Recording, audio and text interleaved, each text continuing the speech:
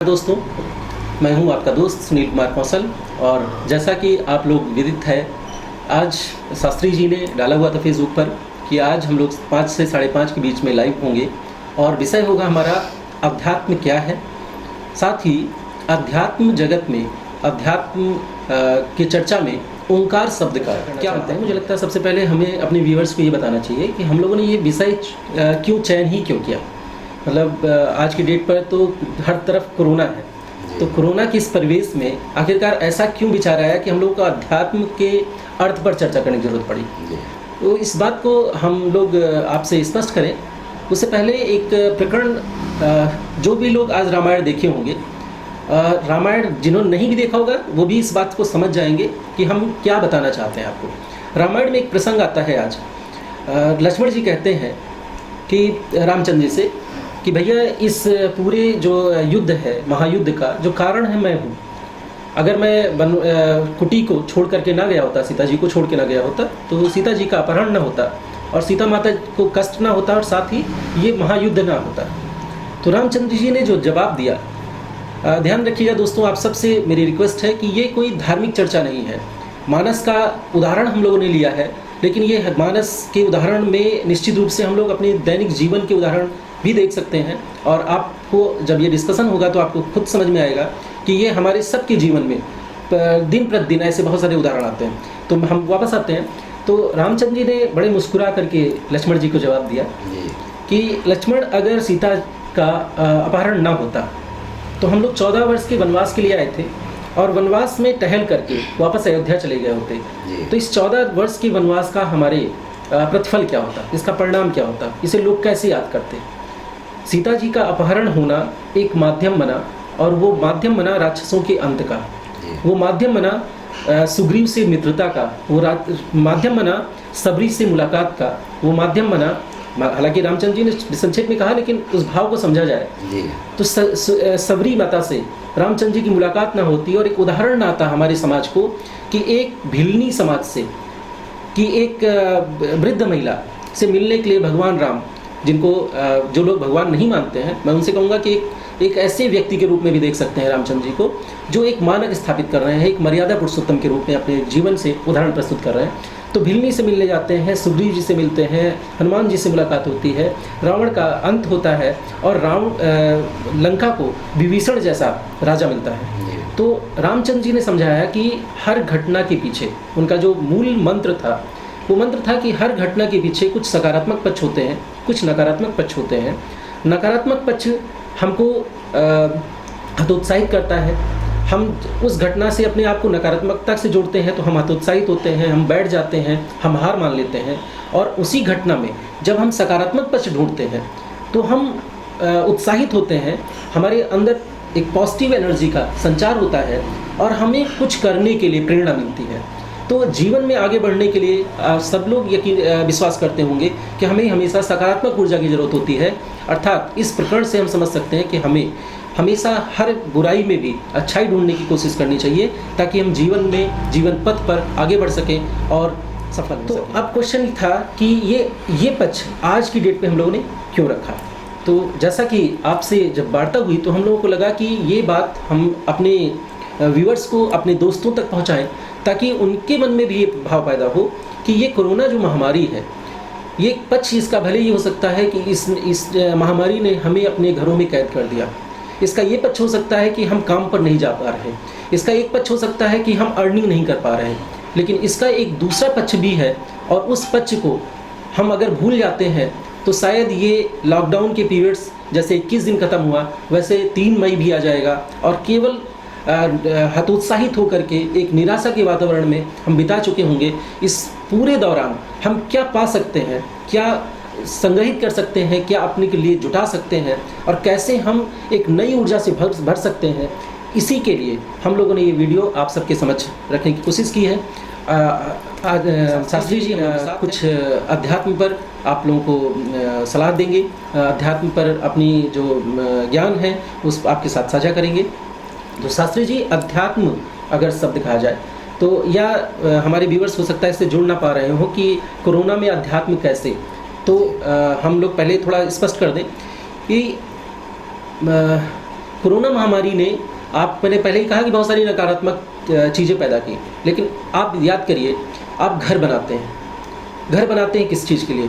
अपनों के साथ रहने के लिए। लेकिन उस बने हुए घरों में, जिसको आप बहुत सपनों के साथ बनाते हैं, जिसमें आप अपनी पूरे सपने डाल देते हैं, अपने पूरा पसीना लगाते हैं, अपने जीवन भर की कमाई लगाते हैं, और आज इस जीवन की भाग दौड़ में शायद आप 2 मिनट उसके साथ दे नहीं पाते हैं। ये महामारी है, इसके बहुत सारे नकारात्मक पक्ष हो सकते हैं, बट एक सकारात्मक पक्ष आप ये भी ढूंढ सकते हैं कि ये एक मौका है जब हम अपनी पत्नी के साथ, अपने बच्चों के साथ, अपने बूढ़े माँ बाप के साथ, अपने लोगों के साथ समय बिता रहे हैं और उनके उन समस्याओं को समझ रहे हैं, जी रहे हैं, जो वो हमसे नहीं शेयर कर पा रहे थे। यानी कुल मिलाकर के अगर देखा जाए तो बाह्य जगत से निकल करके ये मौका है अपने आंतरिक जगत और अपने को जानने का। आपकी बहुत सारी बीमारियां, आपकी बहुत सारी समस्याएं जो अब भाग दौड़ में आपको पता तक नहीं चलती थी कि आपको डायबिटीज़ हुआ है, आपको शुगर हुआ है, आपकी बीपी बढ़ रहा है, ये मौका है जिसमें आप उसको दूर करने के लिए प्रयास कर सकते हैं और अपने शरीर को स्वस्थ कर सकते हैं, अपने लोगों के साथ सकारात्मक वातावरण बना सकते हैं। यानी कि कुल मिला करके एक आध्यात्मिक जीवन, भौतिक जीवन जैसा कि बाहरी जीवन से निकलकर एक आध्यात्मिक जीवन जीने की ओर आप शुरुआत कर सकते हैं। शास्त्री जी, यहाँ पर अध्यात्म का क्या अर्थ निकाला जाए? सर्वप्रथम आपने निवेदन किया अभी कि मानस में नकारात्मक में सकारात्मक को ढूंढने का, तो मानस में ऐसे पात्र हैं, बहुत मानस को मानने वाले भी हैं और नहीं मानने वाले। सबके लिए जो मानस सिखाता है, जो मानस का उद्देश्य है, और मानस का उद्देश्य कतई नहीं है कि वो धार्मिक ही लोग देखें, और उस कथाओं का भी उद्देश्य नहीं था।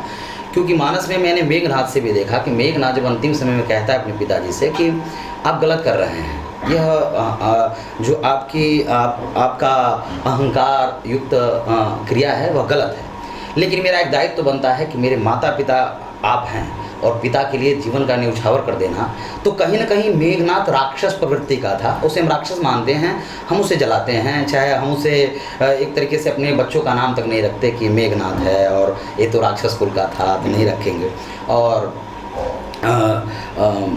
आप कुंभकर्ण से रावण के संवाद को जो सुन लीजिए, ऐसा लगता है वो है नकारात्मक भाव वाले राक्षस हैं, लेकिन उनके भी मनोभाव कैसे हैं, कि उनसे भी हमें सीख मिलती है। हाँ, मतलब अपने भाई के लिए जीवन दे रहे हैं, अपने जीवन दे रहे हैं, मुझे पता है मुझे गलत है। हाँ। तो कहीं ना कहीं एक भातृत्व संबंध, हमारा संबंध कैसा होना चाहिए। सबसे बड़ी बात, हम संबंध से अलग होते जा रहे हैं। पिता के लिए पुत्र के पास टाइम नहीं है, पति का पत्नी के लिए टाइम नहीं है, कहीं ना कहीं हम सब अलग अलग होते गए। सबके पास संसाधन तो खूब हुआ, भौतिकवाद का विकास खूब हुआ, लेकिन आध्यात्मिकता की दूरी बनती गई, जिसका कारण हुआ कि घर घर में अनेक प्रकार के कष्ट, और उसको बीमारी ही कह सकते हैं कि परेशानियां आने लगी। अब अध्यात्म का तात्पर्य है अधिमान्य सन्निकटता आत्मा के। तो इसका कहीं ये तात्पर्य नहीं है कि आत्मा के सन्निकटता का तात्पर्य मैं किसी धार्मिक वे में इसका नाम ले रहा हूँ कि धार्मिकता ही है आध्यात्मिक होना।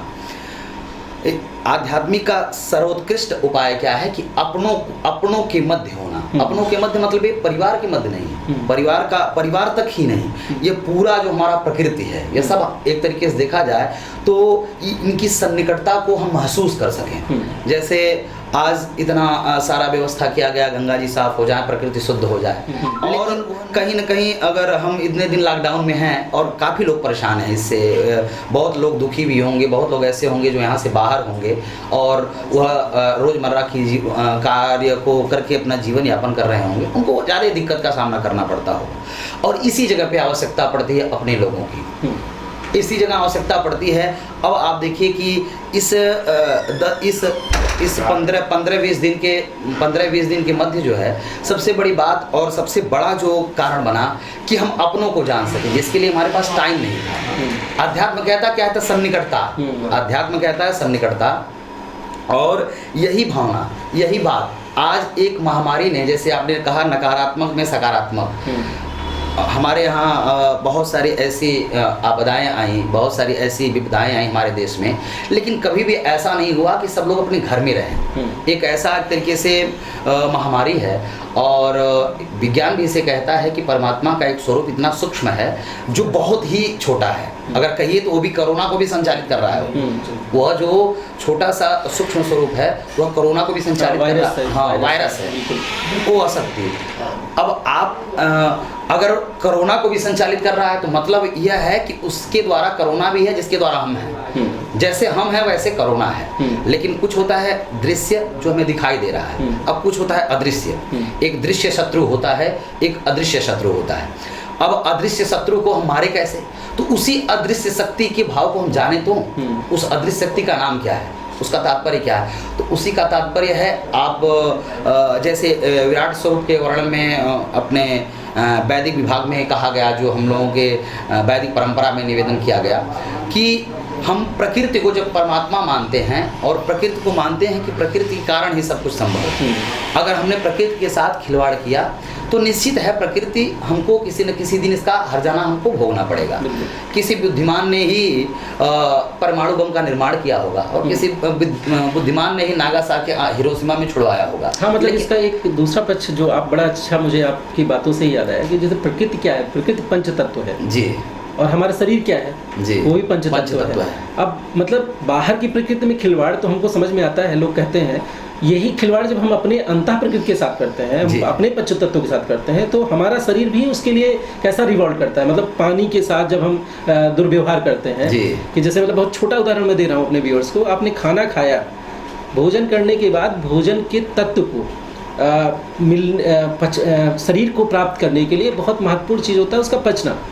और पचने के लिए वो तभी पचेगा जब हमारी जठराग्नि उसे जला करके शरीर में मिलने लायक तत्व के रूप में बनाए। और इसकी पूरी प्रक्रिया में जल क्या करता है, नेगेटिव भूमिका अदा करता है। यानी हमारे शरीर का एक पंच तत्व का एक बहुत महत्वपूर्ण हिस्सा जो हमारे शरीर का 60 to 70% है, वो इतना महत्वपूर्ण तत्व अगर हम उसके साथ दुर्व्यवहार करें कि खाना खाने के बाद, भोजन करने के बाद हम जल ग्रहण कर लें तुरंत, तो जो जठराग्नि है वो क्या कर रही है, बुझ जा रही है। हाँ, यानी जल हमारे साथ क्या व्यवहार करेगा। तब देखिए कि शरीर के अंदर, प्रकृति में तो हो ही रहा है, शरीर के अंदर भी पंच तत्वों के विकार पैदा हो जाएंगे जी। और आयुर्वेद में तो इसी को मतलब 3 विकार की ही बात की गई है, वात पित्त और कफ, 3 ही विकार हैं। और वो तीनों जो विकार हैं वो 3 जो एक्टिव इंग्रेडिएंट है हमारे पंचभूतों के, उन्हीं से है। तो मतलब अगर मतलब जो आपने कहा उससे मुझे, मैंने बीच में आपको इंटरप्ट किया, क्षमा चाहता हूँ, लेकिन मतलब मुझे मतलब ऐसा लगा कि ये बड़ा प्रासंगिक विषय है कि प्रकृति के बाह्य तत्वों में छेड़छाड़ करेंगे तो उसका तो दुष्परिणाम हमको मिल ही रहा है। आंतरिक पंच तत्वों में भी हम छेड़छाड़ करते हैं तो स्पष्ट रूप से हमको वात पित्त और कफ के रूप में 3 विकार मिलते हैं। और हमारे मतलब अध्यात्म चूँकि आज का विषय था, तो उस आध्यात्मिक चर्चा में एक बहुत महत्वपूर्ण मतलब वो है हमारा सूत्र वाक्य कह सकते हैं या ओंकार कह सकते हैं, या विश्व का प्रथम अगर ध्वनि कहे तो भी हम ओंकार को कहते हैं। तो ओंकार एक मतलब चमत्कारिक लाभ हमको प्रदान करता है। तो मतलब मैं चाहूँगा आपसे कि ओंकार शब्द, ओम के महात्म पर भी थोड़ी चर्चा हो जाए ताकि मतलब व्यक्ति के निरोग होने का, क्योंकि हो सकता है कुछ लोगों को ओंकार शब्द पर सीधे आने पर हो सकता है उसका भाव ना समझें, उससे लिंक ना कर पाएँ। तो दोस्तों मैं आपके सामने एक छोटा सा पहले डिस्क्रिप्शन दे रहा हूँ कि हमारे जो आयुर्वेद है, और पहली बात तो हम जो हमारी प्रकृति है हम उसको समझने की कोशिश करते हैं। हमारे आयुर्वेदिक हिसाब से हमारा शरीर पंच तत्वों से बना है, छित, जल, पावक, गगन, शमीरा, ये 5 तत्व हैं, जिसमें आकाश और पृथ्वी को कहा जाता है कि ये बेस एलिमेंट है। यानी ये एक्टिव तो नहीं है, ये आधार का काम करते हैं। आकाश और पृथ्वी, 3 बचे जल, वायु और अग्नि, ये 3 एक्टिव इंग्रेडिएंट्स हैं। यानी ये एक्टिवली हमारे शरीर को चलायमान करते हैं, हमारे शरीर में गति और ऊर्जा प्रदान करते हैं। अगर इनके बीच में इम्बैलेंस होता है तो आयुर्वेद कहता है 3 दोष पैदा होते हैं, वायु से वात का, अग्नि से पित्त का, और जो जल है उससे कफ का। तो बड़ा मतलब साइंटिफिक तरीका है, मतलब बहुत आयुर्वेद को लोग कहते हैं कि आयुर्वेदिक तरीका है, विज्ञान वैज्ञानिक नहीं है जी। ठीक है, एलोपैथ को वैज्ञानिक तरीका मानते हैं, लेकिन कितने साइंटिफिक तरीके से कहा गया है कि ये 3 एक्टिव इंग्रेडिएंट्स और 3 के इम्बैलेंस से 3 दोष। और ओम के संदर्भ में जैसा कि हम लोग चर्चा कर रहे थे, तो हमारे आपके बीच में चर्चा हुई थी कि ओम तीनों इम्बैलेंस को, वात पित्त और कफ तीनों इम्बैलेंस को दूर करने के लिए उसमें ओम, जिसे ओम एक शब्द माना जाता है, आप देखिए तो ऊ उसमें एक ऐसे अकार, उकार, मकार। हाँ ऊ लगा है और ऊपर बिंदी लगी हुई है। बेसिकली वो ओम का एक शब्द 3 वर्णों से मिलकर बना हुआ है जी, अकार, उकार और मकार। यस बिल्कुल। और उसमें उसके स्ट्रक्चर में भी देखें तो ये एक, दूसरा और ये बिंदी तीसरा, तो 3 है। इंग्लिश में देखें तो आ यू ए यू म एम, ओम है वो। हाँ आज और मतलब साइंटिफिकली ऐसे एक मतलब हमारे ग्रंथों में है कि ओम का अगर प्रॉपर उच्चारण किया जाए तो ये तीनों वात, पित्त और कफ, तीनों दोषों के समन में ये अकेले पर्याप्त है जी। यानी शरीर में 3 ही दोषों के कारण सारे अवगुण या शरीर में सारी बीमारियां पैदा होती हैं। तो अगर मतलब हम अपने आध्यात्मिक या हम पुराने अपने दर्शन और ज्ञान और ग्रंथों की बात करें तो बहुत साइंटिफिक तरीके से उसमें कहा गया है कि अगर ओम का प्रॉपर उच्चारण किया जाए, यानी AUM का प्रॉपर उच्चारण किया जाए, तो हमारे सारे दोष यानी त्रिदोष का नाश हो सकता है। तो और मतलब उसमें मतलब इन तीनों के उच्चारण में साइंटिफिकली आप खुद घर में बैठ के करेंगे तो आप खुद महसूस करेंगे कि ये सच है। जैसे आप जब आ का उच्चारण करते हैं तो आप कभी घर पे बैठिएगा और आप आ जब खींचेंगे तो आपके शरीर में वाइब्रेशन होगा, और वाइब्रेशन यहाँ पर होगा, मतलब नाभि और ये हृदय के बीच में यहाँ पर आपका वाइब्रेशन का सबसे ज़्यादा जो पिच होगी तो यहाँ पर आता है। ऊ जब जाते हैं मतलब दूसरे वाले पे जाते हैं तो यहाँ पर आता है ऊ, और माँ पे जब जाते हैं तो यहाँ पे आता है यहाँ पे। तो मतलब वात, पित्त और कफ, मतलब कफ आपको हमेशा यहाँ परेशान करता है। जब पित्त चढ़ता है तो आप कहते हैं यहाँ पे सीने में दर्द होने लगा है, और जब गैस चढ़ती है तो गैस का एरिया ही आप जानते हैं आपके एब्डोमिनल के नीचे वाला हिस्सा है। तो तीनों का जो वाइब्रेशन है साइंटिफिकली अगर हम लोग देखें तो वो वाइब्रेशन एग्जैक्टली उन्हीं जगहों पर अटैक कर रहा है जहाँ से वो विकार उत्पन्न हो रहा है।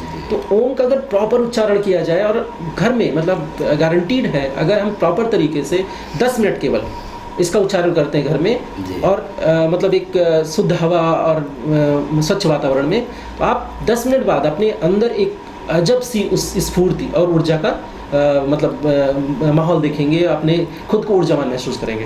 तो मतलब हमारी आध्यात्मिक ऊर्जा, हमारे धर्म, हमारे ग्रंथ, धर्म तो नहीं कहेंगे, नहीं तो उसका अलग अर्थ निकाल लिया जाएगा, लेकिन जो हमारे पुराने जो मतलब चाहे वो वेद है, चाहे पुराण है, या हमारे इन सब को हटा देते हैं, वेद पुराण की बात ही नहीं करते हैं, हमारे जो प्राचीन जो ग्रंथ हैं उनकी बात करें, या भारत का जो आध्यात्मिक परिवेश था जिसमें हम अस्थि अपरिग्रह की बात करते थे, तो मतलब उन सब का भाव ही यही था। मतलब आज की डेट पे उसका महत्व समझ में आ रहा है कि मतलब हमने जीवन किसको मान लिया था? हमने जीवन मान लिया था कि पिज्ज़ा, बर्गर और सैंडविच में ही जीवन है। हमने जीवन मान लिया कि 5 स्टार होटल में हमारा जीवन है। हमने जीवन मान लिया कि डॉक्टर्स के पास चेकअप से ही जीवन जिया जा सकता है।